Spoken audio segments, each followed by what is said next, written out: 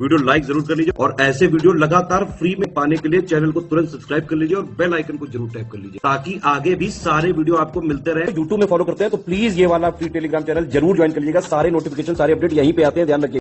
नमस्कार, मैं Shivangi Singh study for civil services में आप सभी का बहुत बहुत स्वागत करती हूँ।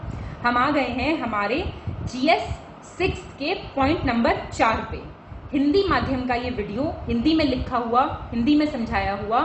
इसमें हम पढ़ेंगे उत्तर प्रदेश में निवेश, इन्वेस्टमेंट इन उत्तर प्रदेश, उससे संबंधित क्या प्रभाव हैं और क्या मुद्दे हैं, सभी इस एक लेक्चर में हम देखने वाले हैं। अच्छे से तैयारी कीजिए। उत्तर लेखन का इस वक्त एकदम प्राइम टाइम चल रहा है। अच्छे से प्रैक्टिस कीजिए आंसर राइटिंग की। जो लोग पेड ग्रुप ज्वाइन करने में इंटरेस्टेड हैं उनके लिए टेस्ट सीरीज का पेड ग्रुप चल रहा है हमारा। मेंस का 2023 के मुख्य परीक्षा की आंसर राइटिंग प्रैक्टिस कराई जा रही है, बहुत ही प्रो लेवल की, under complete guidance, complete hand holding, पूरा डाउट क्लियरेंस, सब कुछ प्रोवाइड किया जा रहा है। इसके अलावा आप हमारा कंप्लीट मेंस ग्रुप भी ज्वाइन कर सकते हैं। उसमें आपको पूरा मटेरियल सब कुछ मिलेगा। सब पूछते हैं मैम PDF कहाँ से मिलेगी? PDF पेड ग्रुप ज्वाइन करने से मिलेगी। और इसके अलावा अगर आप लोग UPPCS 2024 की तैयारी कर रहे हैं तो उसके लिए भी हमारा पेड ग्रुप ऑलरेडी स्टार्टेड है। हमारा बहुत ही फेमस, शुरुआत से सिलेक्शन तक की तैयारी का पेड ग्रुप, और हमारा एक एक्सक्लूसिव निबंध लेखन का भी पेड ग्रुप चल रहा है जिसमें आपको निबंध लेखन का अच्छा खासा अभ्यास कराया जा रहा है विद मॉडल एसेज। तो जो लोग भी इंटरेस्टेड हैं वो डिस्क्रिप्शन बॉक्स चेक कर सकते हैं, नीचे दिए गए नंबर्स पे कॉल या व्हाट्सएप कर सकते हैं। फिलहाल के लिए GS 6 पॉइंट नंबर 4 हिंदी माध्यम में ये वीडियो हम शुरू करने जा रहे हैं। बहुत बहुत धन्यवाद। चलिए, तो GS 6 का पॉइंट नंबर 4 है ये, उत्तर प्रदेश में निवेश, मुद्दे एवं प्रभाव। हम इन्वेस्टमेंट देखेंगे। हमने इतनी बात करी, हर जगह हमने कहा कि हमें निवेश आकर्षित करना है अपनी तरफ। हमें नवाचार में भी यही देखा कि निवेश ज्यादा से ज्यादा होना चाहिए। जो अवसंरचना से संबंधित समस्याएं हैं प्रदेश में वो भी दूर हो सकती हैं अगर निवेश ज्यादा होता है। तो हर जगह निवेश निवेश आया बहुत ज्यादा। तो अब हम एज ए टॉपिक देखेंगे इन्वेस्टमेंट का क्या प्रभाव है उत्तर प्रदेश में, क्या उससे संबंधित अलग अलग मुद्दे हैं, क्या इश्यूज हैं, वो सारी चीजें हम इस वाले लेक्चर में देख लेंगे। ठीक है, वही फिर से कहूंगी मैं यही बात शुरू करने से पहले कि आप लोग पुराना सब रिवाइज करते रहिए, जिससे कि कोई भी फ्रेश टॉपिक है उसमें आप आइडियाज को, वो कहते हैं ना कि मिला जुला के एक आंसर बना पाए। पुराने पॉइंट्स हमेशा काम रहेंगे। आपकी नॉलेज एक वहां पे आपको टॉपिक वाइज नहीं सवाल आएंगे, आपका एक पेपर के हिसाब से सवाल आएंगे और आप अपने पूरी होलिस्टिक नॉलेज, अपना जितना आपने पढ़ा है, जितना आपने ग्रहण की है, अपनी सब जितना अभ्यास किया है, उस सबका आपका परीक्षण वहां पे होगा। तो उसके लिए आपको रिविजन बहुत जरूरी है। बार बार चीजों को दोहराइए, छोटे बच्चों की तरह दोहराइए बिल्कुल। और अपनी छोटी सी डायरी आपने अब तक तो बनाई ली होगी, पूरा GS 5 खत्म कर दिया मैंने कहते कहते, तो उसको बार बार पलटते रहिए अपने सामने। रात को सोने से पहले 15-20 मिनट देख लिया, इस तरीके से अपने नोट्स बनाइए कि वो बहुत ही ज्यादा रिविजन फ्रेंडली हो जाएं, बार बार रिवाइज करें। ठीक है, तो डेफिनेटली पेपर बहुत अच्छा जाएगा फिर। चलिए, तो ये तो फेवरेट लाइन हो ही गई है कि लगभग 250 मिलियन की अनुमानित जनसंख्या है हमारे प्रदेश में, तो भारत का सबसे अधिक आबादी वाला राज्य ये हो जाता है। अब शुद्ध राज्य घरेलू उत्पाद की अगर मैं आपसे बात करूं, NSDP, एक तो आप मुझे एक चीज कमेंट करके बताइए जरा, NSDP ये आपका नेट स्टेट डोमेस्टिक प्रोडक्ट हो गया, और एक जो आपका सकल राज्य घरेलू उत्पाद की हम बात करते हैं GSDP। इन दोनों के बीच का अंतर मुझे कमेंट करके आप बताइए जरा, क्या अंतर होता है NSDP में और GSDP में। तो ये महाराष्ट्र के बाद NSDP के हिसाब से अगर देखें तो महाराष्ट्र के बाद दूसरी सबसे बड़ी इकोनॉमी है, अर्थव्यवस्था है राज्यों के हिसाब से हमारे देश की। देश का जो कुल खाद्यान्न उत्पादन है, टोटल फूड ग्रेन प्रोडक्शन, उसमें प्रदेश का योगदान 20% है। राज्य के जो फोकस क्षेत्र हैं हमने देखे थे, की एरियाज, किसमें इंडस्ट्री ज्यादा है कम है, सब देखा था हमने। वो क्या है? बुनियादी ढांचा, बेसिक इंफ्रास्ट्रक्चर, एग्रीकल्चर कृषि, खाद्य प्रसंस्करण, फूड प्रोसेसिंग इंडस्ट्री बहुत ही सनराइज इंडस्ट्री है। फिर आपकी ऊर्जा, IT, ये आपका ESDM, आपका electronics devices and manufacturing services वाला जो पार्ट होता है पूरा, इसकी फुल फॉर्म वो होती है, वो हो गया। और वस्त्र, टेक्सटाइल देखा था हमने, कितनी इंपॉर्टेंट इंडस्ट्री है। तो ये सारी जो हैं हमारे फोकस एरियाज हैं प्रदेश में। आप जानते हैं भारत सरकार ने 2 रक्षा गलियारों की घोषणा भी की थी। उनमें से एक रक्षा गलियारा जो है वो हमारे प्रदेश राज्य से ही होके गुजरता है।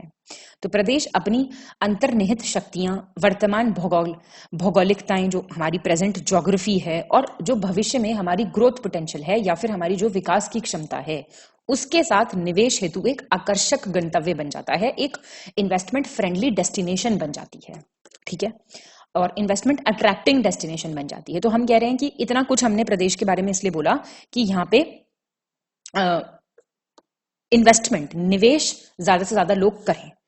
अच्छा, यहाँ पे कंज्यूमर मार्केट बहुत बड़ा है। आप बताइए 250 मिलियन लोग हैं, 250 मिलियन लोग क्या सिर्फ रह रहे हैं, वो खर्च नहीं कर रहे हैं पैसे। भाई अपनी जरूरत के लिए आदमी खर्च करता है ना पैसे। जितना ज्यादा स्पेंडिंग बढ़ती है, इंसान का खर्चा बढ़ता है, उतनी ज्यादा अर्थव्यवस्था ऊपर जाती है। याद रखिएगा ये चीज। तो हम कह रहे हैं प्रदेश में निवेश कीजिए, निवेश कीजिए। कोई निवेशक निवेश क्यों करे? हम में ऐसा क्या है कि हम में निवेश किया जाए, हम में इन्वेस्टमेंट किया जाए? तो उसके लिए आपको कुछ पॉइंट्स देखने पड़ेंगे, वो आप लिख के आ सकते हैं। आप जानते हैं 25 करोड़ की विशाल जनसंख्या है यहाँ पे, तो यहाँ पे बहुत बड़ा उपभोक्ता बाजार है, एक बहुत ही ह्यूज कंज्यूमर मार्केट है यहाँ पे। मैंने आपको भी बताया स्पेंड करेंगे ये लोग। फिलहाल के समय में देखें तो उत्तर प्रदेश भारत का विशालतम रेलवे नेटवर्क वाला और देश का दूसरा सबसे बड़ा रोड नेटवर्क वाला प्रांत है। करीब 16,000 किलोमीटर का जो रेलवे ट्रैक है, ज्यादा ही बल्कि वो यहीं से होकर गुजरता है। और हम अपने आप को एक्सप्रेसवे स्टेट कहते हैं, हमने देखा है। तो सबसे बड़ा रोड नेटवर्क भी यहाँ पे है। तो नेटवर्क से क्या बढ़ती है? कनेक्टिविटी, पहुंच, चीजों को लेना पहुंचाना, मंगाना पहुंचाना, ये सब बढ़ता है। तो इससे वाणिज्य बढ़ता है, व्यापार बढ़ता है, देखा था, उद्योग बढ़ता है। और फिर जाहिर सी बात है निवेश से भी ये सारी चीजें, निवेश का मतलब यही तो है, इन सब चीजों में निवेश करो, फिर इन सब चीजों को बढ़ावा दो।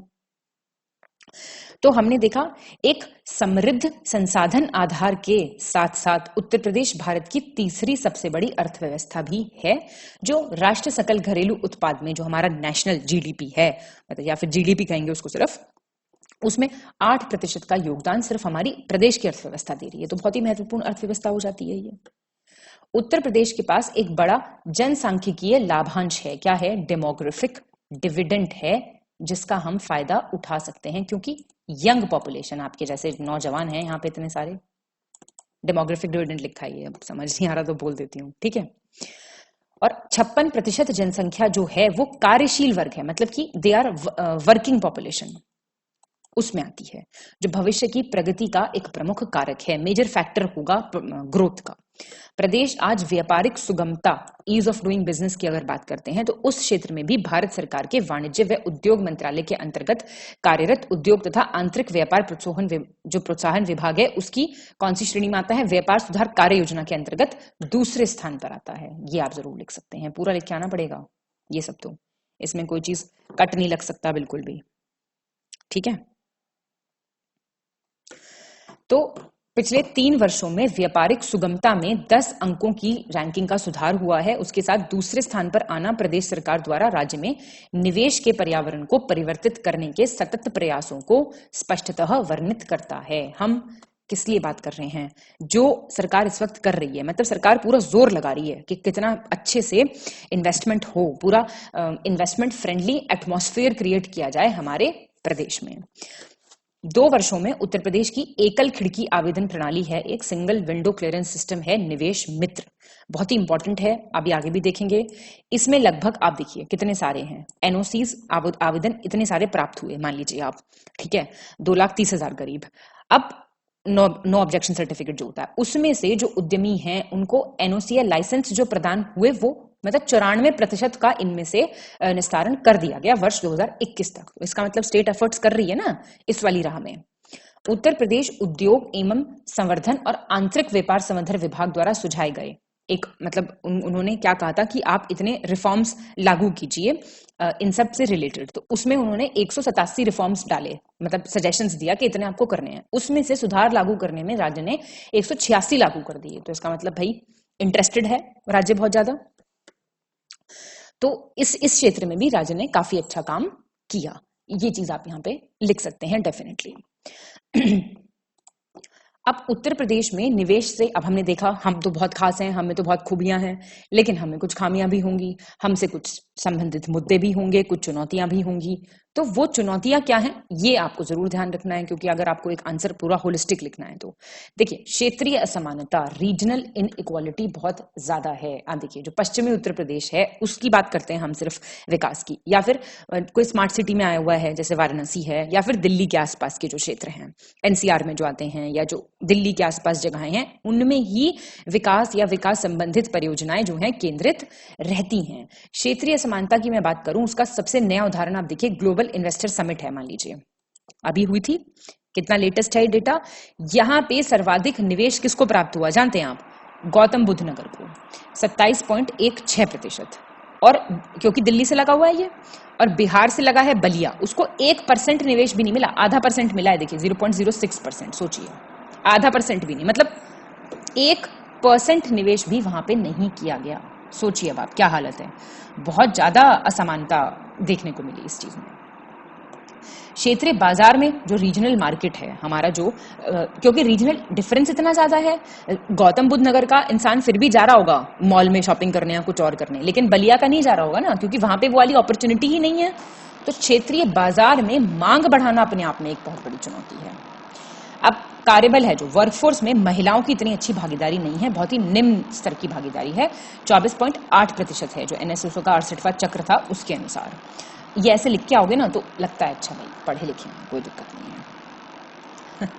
कुशल श्रमिकों का अभाव है हमारे पास, स्किल्ड वर्कफोर्स नहीं है, स्किल्ड जो लेबर फोर्स है वो नहीं है। उसमें भी देखें तो जो तकनीकी रूप से सक्षम है, जो टेक्निकली कॉम्पिटेंट वर्कफोर्स है, उसकी जनसंख्या सोचिए आप सिर्फ 1.41%, मतलब 1.5% करीब है। सोचिए कितना कम है, ये बड़ा जरूरी है बढ़ाना।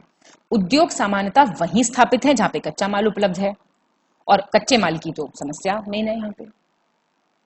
एक ये वाली भी चीज होती है जो सब जगह का विकास इस वजह से भी समान स्तर पे नहीं हो पाता। अब उत्तर प्रदेश में निवेश को आकर्षित करने के लिए क्या क्या उपाय किए जा सकते हैं या क्या उपाय हैं वो हम यहाँ पे देख लेंगे। देखिए सबसे पहले तो आप हर जगह वही लिखेंगे, पहला पॉइंट वही रहेगा आपका कि बुनियादी ढांचे से संबंधित जितनी भी सुविधाएं हैं उनको और बेहतर बनाइए, उनको और ईज कीजिए। जो कर संरचना है, जो टैक्स का स्ट्रक्चर है, उसको थोड़ा तार्किक बनाइए, थोड़ा सा सुगम बनाइए, सिंप्लीफाई कीजिए प्रोसीजर्स को। घरेलू निवेश और विदेशी निवेश, हम डोमेस्टिक इन्वेस्टमेंट की बात कर रहे हैं और फॉरेन इन्वेस्टमेंट की बात कर रहे हैं, उसको आकर्षित करने के लिए जो प्रक्रियाएं हैं उनको और सरल बनाइए। बैंकिंग एवं वित्तीय व्यवस्था को बेहतर करना, ये एक बहुत इंपॉर्टेंट है। जितना अच्छा बैंकिंग और आपका जो फाइनेंस वाली मैनेजमेंट होगा ना, उतना अच्छा investment, ease of doing business, proposal clearance, ये सब अच्छा हो पाएगा। शासन व्यवस्था सुधारिए, बिल्कुल एडमिनिस्ट्रेशन में बहुत ज्यादा सुधार आना जरूरी है। नौकरशाही को कम कीजिए, लाल फीताशाही को कम कीजिए, भ्रष्टाचार मिटाइए, ये सारी चीजें जरूर लिखेंगे आप।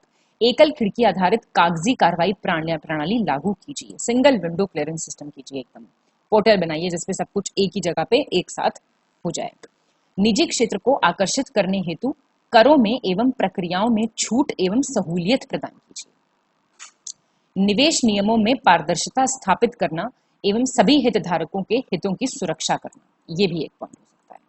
ठीक है, एक स्वस्थ प्रतिस्पर्धात्मक वातावरण का निर्माण कीजिए, मतलब बहुत ही कंपेटिटिव एनवायरनमेंट को आप लाइए इसमें, क्योंकि रीजन क्या है, जितनी ज्यादा प्रतिस्पर्धा होगी उतनी अच्छी कीमतों पे उपभोक्ताओं को उत्पाद और जो सेवाएं हैं वो मुहैया कराई जा सकेंगी, ये आप लिख सकते हैं। जितना अच्छा मार्केट में कंपटीशन रहता है उतने अच्छे रेट्स पे कंज्यूमर्स को चीजें मिलती हैं, वेदर दे आर गुड्स और सर्विसेज।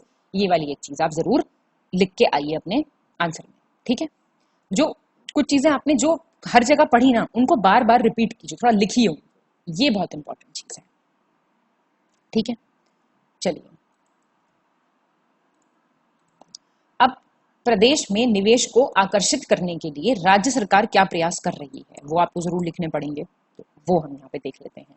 सबसे पहले तो आप जानते हैं फरवरी 2023, इस वाले के मेंस के पेपर में ग्लोबल इन्वेस्टर समिट का जिक्र करना ही करना है। तो फरवरी 2023 में जो ग्लोबल इन्वेस्टर सम्मेलन हुआ उसका आयोजन किया गया। अब इसमें आप देखिए करीब 18,643 जो थे वो निवेश समझौते हुए, मतलब कि इन्वेस्टमेंट अग्रीमेंट साइन हुए थे। अब इन जो ये समझौते हैं इतने सारे, इनसे क्या लाभ निकलने वाला है, इनसे 33.5 लाख करोड़ से ज्यादा निवेश प्राप्त होगा। मतलब ये 33.5 लाख करोड़ निवेश आकर्षित करने के लिए या फिर निवेश प्राप्त करने के लिए समझौते हस्ताक्षर हुए हैं। ठीक है, उम्मीद है मतलब इनसे अगले कुछ वर्षों तक, ये आप देख सकते हैं। फिर आता है आपका निवेश सारथी, ये जरूर लिख के आइए आप। देखिए क्या होता है, जो हमारा MOUs को साइन करने का प्रोसीजर होता है, जो ग्लोबल इन्वेस्टर सम्मेलन हुआ उसमें समझौता ज्ञापन पर हस्ताक्षर करने की जो प्रक्रिया होती है, इसको आसान बनाने के लिए और जो मान लीजिए निवेशक है, इन्वेस्टर है, उसको उचित समर्थन देने के लिए, मतलब उसको एप्रोप्रिएट सपोर्ट देने के लिए इन्वेस्ट यूपी ने एक ऑनलाइन निवेशक संबंध प्रबंधन पोर्टल डेवलप किया, विकसित किया। यह पोर्टल न केवल समझौता ज्ञापनों के डिजिटल हस्ताक्षर की सुविधा प्रदान करेगा बल्कि उनकी निगरानी भी करेगा। तो पोर्टल जो है वो पोर्टल निवेश सारथी है, इसके रूप में इसको जाना जाएगा और ये निवेशकों के लिए वन स्टॉप समाधान। निवेश सारथी निवेशकों के प्रश्नों, निवेश संबंधी शिकायतों के निवारण, इन्वेस्टमेंट इंटेंट्स, ये सारी चीजें लिख के आना, अपने आप से नहीं लिख के आ पाओगे वहां पे, ये सारे कीवर्ड्स हैं, इनको लिख लो। इसको दर्ज करने, उनकी निवेश परियोजनाओं की निगरानी करना और उसके संबंध में सहायता की मांग पर सहज प्रतिक्रिया प्रदान करेगा। या तो निवेश सारथी उत्तर प्रदेश राज्य द्वारा निवेशकों से जुड़ने के पूरे तरीके जो है वो बदलने के लिए तैयार है। जो कंप्लीट प्रोसीजरल रिफॉर्म्स हैं, जो कंप्लीट इस वक्त फिलहाल का जो प्रोसेस है उसको कंप्लीटली चेंज करने के लिए ये निवेश सारथी जो है काम करेगा। या उत्तर प्रदेश कौशल विकास नीति लागू करने वाला देश का पहला राज्य बन गया है। जो स्किल डेवलपमेंट पॉलिसी है उसको इम्प्लीमेंट करने वाला फर्स्ट स्टेट बन गया है।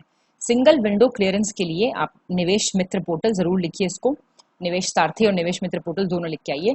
निवेश मित्र वर्तमान में राज्य और जो केंद्र शासित प्रदेशों हैं उनके लिए एकल खिड़की पोर्टलों के बीच सबसे बड़े एकल खिड़की पोर्टलों में से एक है। मतलब 29 विभागों की 353 से अधिक सेवाओं की पेशकश ये करता है, तो काफी बड़ा, काफी अच्छे स्तर पे इसको बनाया गया है। विशिष्ट उद्यमियों एवं प्रदेश स्तरीय मुख्य औद्योगिक संगठनों के प्रमुख पदाधिकारियों को सरकारी ऑफिस में निर्विघ्न प्रवेश एवं प्राथमिकता के लिए गोल्डन कार्ड मिलेंगे। मतलब अब भाई कुछ लोग इन्वेस्ट करना चाहते हैं, पैसा भी है, सब कुछ है, इंटरेस्टेड भी हैं, अच्छी पोजीशन से भी आते हैं, अच्छे पदाधिकारी हैं, लेकिन प्रोसेस इतने इजी नहीं है, तो उनको एक गोल्डन कार्ड मिल जाएगा। उस कार्ड को लेके आप लाइन में सबसे आगे चले जाएंगे, मतलब लाइन है ही नहीं आपके लिए, फिर आपको प्राथमिकता दी जाएगी फिर गवर्नमेंट डिपार्टमेंट्स में भी, सरकारी ऑफिस में भी। ठीक है, कुशल श्रम में वृद्धि के लिए जितना भी स्किल्ड वर्कफोर्स है उसके लिए Uttar Pradesh skill development mission start हुआ है, उत्तर प्रदेश कौशल विकास मिशन, इसकी स्थापना भी की गई है। अब राज्य सरकार ने क्या किया है, प्रदेश में अवस्थापना और कनेक्टिविटी नेटवर्क का त्वरित विकास किया। हमने देखा ही सबसे घना most densest national highway network है हमारे पास। उसके अलावा प्रदेश में वर्तमान एवं आगामी एक्सप्रेसवेज कुल 13 एक्सप्रेसवेज के साथ स्वयं को एक्सप्रेसवे राज्य कह रहे हैं, जिसमें आपके 6 एक्सप्रेसवे 1225 किलोमीटर के पूरे हो गए हैं, जबकि जो 7 हैं वो अन्य विकास के विभिन्न चरणों में हैं। इससे व्यवसायिक गतिविधियों की तीव्रता प्राप्त होती है। हमेशा भाई बिजनेस एक्टिविटी बढ़ती है, जितना ज्यादा अच्छी रोड होंगी, जितना ज्यादा अच्छा सामान जो है इधर से उधर पहुंचाया जाएगा, तो उनसे अच्छा ही विकास होता है हमेशा। कुल एक्सप्रेसवे जो हैं भारत में उसका 37.5% प्रदेश में। ये सारे के सारे टर्म्स याद कर लो प्लीज, बार बार आ रहे हैं, ये बहुत ही इंपॉर्टेंट टर्म्स हैं, इसलिए दिए जा रहे हैं आपको, और इन सबको नोट रखो और अपने उत्तर लेखन में ज्यादा से ज्यादा यूज करने की कोशिश करो। ये देखो एक ही पॉइंट को कहां कहां यूज कर सकते हो। फिर आपका सबसे बड़ा रेलवे नेटवर्क है हमारे पास, मैंने बताया ही ऊपर आपको 16,000 किलोमीटर से ज्यादा। इसके अलावा ईस्टर्न डेडिकेटेड फ्राइट कॉरिडोर जो है EDFC और वेस्टर्न डेडिकेटेड फ्राइट कॉरिडोर जो है उसके अंदर जो क्षेत्र है सबसे ज्यादा उत्तर प्रदेश में ही आता है। ये एक इंपॉर्टेंट चीज आप लिख सकते हो। देखो डायग्राम दिया हुआ है, ये रहा WDFC, ये रहा EDFC है ना, वाराणसी एयरपोर्ट है, चित्रकूट ये प्रपोज्ड है, ये सब देख लो। देखो क्या बेहतरीन कनेक्टिविटी हो जानी है, गंगा एक्सप्रेसवे, जेवर इंटरनेशनल एयरपोर्ट, ये रहा, ये मेरठ दिल्ली एक्सप्रेसवे है ना। ये सारे लिख के आओ भाई, छोटा सा डायग्राम बना के आओ, मेहनत करो बढ़िया से, ऐसे एकदम प्रभाव डालो एकदम बढ़िया, है ना। गोरखपुर एक्सप्रेसवे वो रहा, एयरपोर्ट वो रहा, ये सारी चीजें लिख के आओ, बना के भी आ सकते हो आप, थोड़ा थोड़ा सही रहेगा। चलो अब हम बात करते हैं इंडस्ट्रियल पार्क्स की, टेक्सटाइल पार्क्स की, औद्योगिक गलियारों की, अंतर्राष्ट्रीय हवाई अड्डों की, इंटीग्रेटेड मैन्युफैक्चरिंग क्लस्टर्स की, agro business, agro clusters, agritech setups, startups, हम क्या कहते हैं, नौकरी हमें मांगनी नहीं है, हमें देनी है नौकरी उल्टा। तो कोई भी पार्क जो स्टैब्लिश होता है, मतलब कच्चे माल से लेके पूरा फिनिश्ड प्रोडक्ट जो है, रिसर्च डेवलपमेंट सब कुछ प्रोसेसिंग जो है कंप्लीट, वो एक ही जगह पे हो रही है। तो पार्क्स इसलिए बहुत अच्छे मतलब जो कहते हैं ना कि औद्योगिक जो गतिविधियां हैं वो बहुत ज्यादा होती हैं इन सब पार्क्स में। तो इन सब पे बड़ा ध्यान दे रहा है स्टेट, बहुत सारी स्थापनाएं इनके लिए की जा रही हैं। अब निवेश जो है उपयुक्त हो, जो निवेश उपयुक्त हेतु गैर कृषि बंजर अनुपयोगी भूमि है, मान लीजिए कोई ऐसी भूमि है जहां पे आप एग्रीकल्चर एक्टिविटीज नहीं कर सकते, उसको बेकार पड़ा है वो लैंड, उसको प्रोत्साहित करने के लिए ना लैंड बैंक्स, इसकी स्थापना का भी प्रयास किया गया है। फिर उत्तर प्रदेश औद्योगिक निवेश एवं रोजगार प्रोत्साहन नीति 2022, ये लिखोगे आप जरूर। इसमें क्या है, अगले 5 वर्षों के लिए स्वीकृत किया गया है इसको। इस नीति का दृढ़ विश्वास ये है कि सफल अर्थव्यवस्था को एक मजबूत नींव पे स्थापित किया जाना चाहिए, फर्म होनी चाहिए फाउंडेशंस। इसमें क्या क्या लिखोगे, सारे रट लो। श्रमिकों के कौशल पे ध्यान दो, बुनियादी सुविधाओं पे संरचनाओं की गुणवत्ता बढ़ाओ और एक निष्पक्ष, फेयर, सिक्योर और प्रत्याशित कारोबारी माहौल बनाओ। ये लिख के आना है भाई जरूर, ये सब कीवर्ड्स हैं, पागल हो गए बता के, ठीक है, ये लिख के आना जरूर से। फिर उत्तर प्रदेश औद्योगिक निवेश एवं रोजगार प्रोत्साहन नीति 2022 की अवधारणा ये भी है कि अर्थव्यवस्था में सरकारी हस्तक्षेप का विस्तार करना किसी राज्य का एकमात्र उद्देश्य नहीं होना चाहिए, मतलब अननेसेसरी गवर्नमेंट इंटरफेरेंस नहीं होना चाहिए। इसमें कोलैबोरेटिव, सहयोगात्मक प्रयास होना चाहिए सरकार का और निजी क्षेत्र का, तालमेल, सिनर्जी होनी चाहिए, सिनर्जी लिख सकते हो आप, ठीक है। और साझेदारी, इसको प्राथमिकता जो है वो दी गई है, ये आप जरूर लिखिए। उत्तर प्रदेश में निवेश को आकर्षित करने के लिए क्या महत्वपूर्ण कदम उठाए जाने चाहिए, क्या करें हम ऐसा जो अच्छा हो जाए सब कुछ, है ना। अवसंरचना विकास सबसे इंपॉर्टेंट है, इंफ्रास्ट्रक्चर लेवल पे डेवलपमेंट, ज्यादा अच्छी कनेक्टिविटी होगी, अच्छे से व्यापार होगा, व्यापार सुगमता के लिए अच्छी सड़कें, राजमार्ग, रेलवे, अंतर्राष्ट्रीय हवाई अड्डे, पोर्ट, मेट्रो, सब कुछ जो मौजूदा बुनियादी संरचना है इसको और सुधार कीजिए और विस्तारित कीजिए, एक्सपैंड कीजिए इसको, तभी ये चीज और अच्छे से आगे बढ़ेगी। जो नियामक प्रक्रियाएं हैं उनको सुव्यवस्थित करना होगा, सबसे इंपॉर्टेंट, रेगुलेटरी प्रोसीजर्स को सिंप्लीफाई करना पड़ेगा। इनसे क्या होगा, प्रक्रियाओं को पूरा होने में जो लगने वाला समय है, लागत है, उसको न्यूनतम करने के लिए परमिट, लाइसेंस, बाकी की जो विभागीय मंजूरी प्राप्त करनी होती है, उसके अलावा व्यवसायों को शुरू करने और संचालित करने के लिए नियामक प्रक्रियाओं को और सरल और सुव्यवस्थित करना चाहिए या फिर करना पड़ेगा। फिर आपके औद्योगिक कॉरिडोर और क्लस्टर स्थापित कीजिए आप। उद्योग निवेश को आकर्षित करेगा, समर्पित बिजली आपूर्ति दीजिए, अनइंटरप्टेड पावर सप्लाई, जल आपूर्ति दीजिए, अपशिष्ट प्रबंधन प्रणाली, आप बोलिए हरित प्रणालियों को लागू करने चाहिए, ग्रीन जितने भी मिशंस हैं जो आपका वेस्ट मैनेजमेंट है, ये सारी चीजें, मतलब कि पर्यावरण वाला जो एंगल है उसको मतलब अपने सामने लेके एक समावेशी विकास की ओर जाना जो कि सस्टेनेबल हो। हम बात करते हैं सस्टेनेबल डेवलपमेंट की, वो जरूर पॉइंट लिखना है आपको यहाँ पे, ठीक है। उसके हिसाब से आप औद्योगिक कॉरिडोर बनाइए, क्लस्टर्स बनाइए, कोई दिक्कत नहीं। वित्तीय प्रोत्साहन और सब्सिडी, ये भी बहुत जरूरी है, इंसेंटिव्स दीजिए आप, है ना। अच्छा आकर्षक प्रोत्साहन देने के लिए सब्सिडी दे दो, टैक्स ब्रेक दे दो, कम ब्याज वाले ऋण दे दो, रियायती दरों पर भूमि दे दो, इससे भी और अच्छा निवेश आएगा। कुशल कार्यबल का सृजन करना होगा, ये तो हमने देखा ही पॉइंट। कुशल कार्यबल को कैसे आप सृजन कर सकते हो, उनको शिक्षित करो, कौशल विकास कार्यक्रम चलाओ, अवेयरनेस प्रोग्राम चलाओ, जागरूकता अभियान चलाओ, उससे अलग अलग विभिन्न जो उद्योग हैं उनकी जरूरतें जो पूरी हो सके, वरना वही हमने पढ़ा था कॉन्सेप्ट स्किल गैप वाला, वो वाली समस्या हमारे सामने आ जाएगी, उसको भी आप यहाँ पे लिख सकते हो। सार्वजनिक निजी भागीदारी पीपीपी का संवर्धन, निजी निवेश को आकर्षित करने और सेवाओं की गुणवत्ता में सुधार करने के लिए बुनियादी संरचनाओं, स्वास्थ्य सेवा और शिक्षा जैसे जो विभिन्न क्षेत्रों में सार्वजनिक निजी भागीदारी है इसको प्रोत्साहित करना होगा, ये एक पॉइंट लिख सकते हो। ये बार बार बताया जा रहा है, पब्लिक प्राइवेट पार्टनरशिप वाला पॉइंट लिख के आना जरूर। फिर आपका ये है कि प्रमुख क्षेत्रों पर ध्यान दें। हमने देखा था ना पिछले में, कुछ इंडस्ट्रीज हैं जो कि बहुत ही प्रोमिनेंट हैं, जो फोकस इंडस्ट्रीज हैं, जो लक्षित निवेश है उसको आकर्षित करने के लिए आप कृषि पे ध्यान दीजिए। सबसे ज्यादा जो जनसंख्या है वो कृषि में तो लगी हुई है। विनिर्माण पे ध्यान दीजिए, सूचना प्रौद्योगिकी पे ध्यान दीजिए, नवीकरणीय रेन्यूएबल एनर्जी पे ध्यान दीजिए। ये उच्च विकास क्षमता वाले क्षेत्र हैं, इनकी पहचान कीजिए, आइडेंटिफाई कीजिए, फिर उनको उनमें प्रमोट कीजिए, फिर उनका डेवलपमेंट कीजिए। फिर ये सनराइज इंडस्ट्रीज हैं, यहाँ पे green hydrogen very important, aircraft component manufacturing, ये सब लिख के आना भाई जरूर। तो इनको भी साथ साथ साइमल्टेनियसली सबको आगे बढ़ाना चाहिए, ये आप देख सकते हैं। उद्योग से अतिरिक्त क्षेत्र भी हैं जहाँ पे ईज ऑफ डूइंग बिजनेस सुधार किया जाना चाहिए, है ना।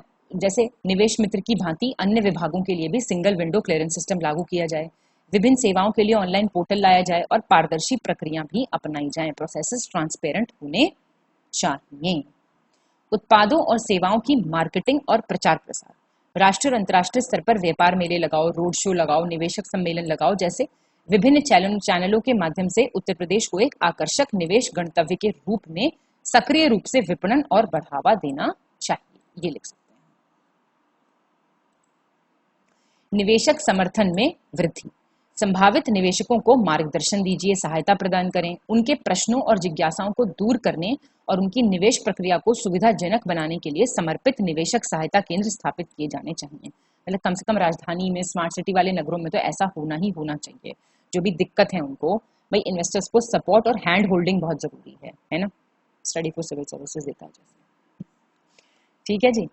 तो उत्तर प्रदेश ही नहीं, अनेक राज्यों में ऐसा देखा गया है कि निवेश के अनेक समझौते बस पेपर्स पे ही रह जाते हैं, कागजों तक ही सीमित रह जाते हैं, उनमें मामूली प्रगति होती है। तो मॉनिटरिंग बहुत जरूरी है, मेरा कहने का मतलब है सरकार उद्यमियों को समझौते साकार करने के लिए लगातार ये कोशिश करनी चाहिए कि इसकी प्रगति की जानकारी, जो आप लिख पा रहे हैं आंसर नहीं लिख पा रहे हैं, बस आप वीडियो देखे जा रहे हैं बैठ के, है ना, और क्या बोलते हैं आप नोट्स बना रहे हैं नहीं बना रहे हैं, नोट्स बनाने ये सब करने के बावजूद भी क्या आपका आंसर ठीक बैठ रहा है नहीं बैठ रहा, इस सब की आपको मॉनिटरिंग करनी चाहिए, ठीक है। देख रेख करो, खुद पे चेक लगाओ एक।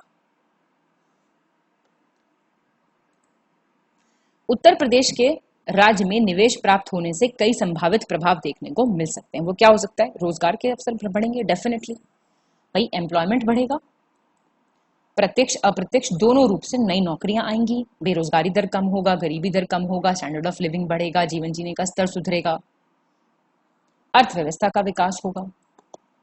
निवेश प्राप्त होने से उत्पादन, खपत और समग्र आर्थिक गतिविधियों में वृद्धि होती है। परिणाम स्वरूप राज्य की अर्थव्यवस्था बढ़ेगी, बेहतर बुनियादी ढांचा बनेगा। जो प्राप्त हुआ निवेश है वो राज्य को बेहतर बनाने में मदद करेगा, और सड़कें बनेंगी, और पुल बनेंगे, और हवाई अड्डे बनेंगे। तो इन सबका लाभ किसे मिलेगा? जनरल पब्लिक को लाभ मिलेगा, बुनियादी सुविधाएं संरचना लोगों तक पहुंचेंगी, वृद्धि होगी, व्यापार बढ़ेगा, वाणिज्य सुविधाजनक बनेगा। कर राजस्व में वृद्धि, टैक्स स्ट्रक्चर मतलब भाई रेवेन्यू जनरेट होगा और ज्यादा, निवेश प्राप्त होगा तो कर राजस्व है वो भी बढ़ेगा। इसका उपयोग क्या? इससे फिर आप पब्लिक सर्विसेज दो, बुनियादी संरचना संबंधी परियोजनाओं को वित्त पोषित करो, जिसमें हम पढ़ते हैं वित्त पोषण की कमी है, निवेश नहीं मिल रहा, वो सारी परेशानियां वहां से चली जाएंगी। जीवन जीने का स्तर बेहतर होगा, अवसर बढ़ेंगे, लोगों का पारिश्रमिक बढ़ेगा और वस्तु सेवाओं तक बेहतर पहुंच प्रदान की जाएगी, तो राज्य में लोगों के जीवन जीने का स्तर बेहतर हो पाएगा। विदेशी निवेश में वृद्धि होगी, है ना, फॉरेन इन्वेस्टमेंट आएगा, तो राज्य में जो निवेश है, विदेशी निवेश, उसको आकर्षित कर पाएगा राज्य, जो नई तकनीक, विशेषज्ञता, पूंजी, सब कुछ यहाँ पे ला पाएगा। बेहतर कारोबारी माहौल, नौकरशाही संबंधी बाधाओं को कम करने के लिए, नियमों को सुव्यवस्थित करने के लिए और व्यवसायों को निवेश के लिए प्रोत्साहन प्रदान करके प्राप्त होने वाले निवेश से राज्य में कारोबारी माहौल आएगा, एक बिजनेस एनवायरनमेंट क्रिएट होगा। प्रतिस्पर्धात्मकता में वृद्धि होगी, तो आपको लिखना ही है भाई, निवेश उत्पादकता क्या करेंगे? उत्पादकता में सुधार लाएगा, लागत कम करेगा, नवाचार में वृद्धि करेगा, तो ज्यादा प्रतिस्पर्धी बनाएगा राज्य को। सामाजिक सेवाएं बेहतर होंगी, बेटर पब्लिक सर्विसेज मिलेंगी आपको, सेवा, शिक्षा, आवास, ये सब को वित्त पोषण जब मिलेगा तो राज्य के लोगों तक असर जाएगा इसका सीधा सीधा। पर्यटन में वृद्धि, हमने देखा था अभी सारा कुछ, भाई पर्यटन के लिए कितना निवेश चाहिए हमें, हम बात करते हैं वर्ल्ड क्लास एक्सपीरियंस की, है ना, टूरिज्म डेवलप होगा बहुत अच्छे से, तो जो बुनियादी संरचना है उसमें सुधार होके सांस्कृतिक कार्यक्रमों का संवर्धन होगा, विकास होगा, पर्यटक के आकर्षण का सृजन करके प्रदेश को प्राप्त होने वाला निवेश राज्य में पर्यटन की वृद्धि में मदद कर सकता है। ऐसे ऐसे आप सारे पॉइंट्स लिख के आइएगा, ठीक है। इसके साथ ही खत्म हो जाता है हमारा ये वाला वीडियो। आप कोई भी अगर PDF चाहते हैं या आंसर राइटिंग प्रैक्टिस करना चाहते हैं, कुछ भी जो मैंने आपको बताया वीडियो की शुरुआत में, उनके लिए आप इन नंबर्स पे कांटेक्ट कर सकते हैं। इसी के साथ मैं मिलूंगी आपको हमारे नेक्स्ट वीडियो में। All the very best to all of you. बहुत बहुत शुभकामनाएं आप सभी के साथ, और बढ़िया से मुस्कुराते रहिए, हंसते रहिए एकदम, और पढ़ते रहिए। बहुत बहुत धन्यवाद।